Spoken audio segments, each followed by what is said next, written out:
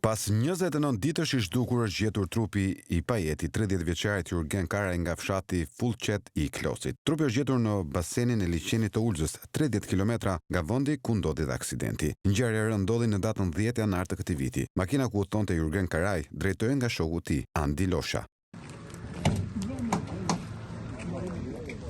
Automjeti doli nga rruga dhe përfundoi në rrjedhën e lumit mat. Shoferi Andi Losha shpëtoi ndërsa u largua nga vendi i ngjarjes pa njoftuar policin, por më pas u arrestua nga forcat e rendit. Ndërkohë, Jurgen Karaj, që ndodhej pasagjer në automjet, u rrëmbye nga rrjedha e lumit e përpasoi u zhduk në thellësitë të saj.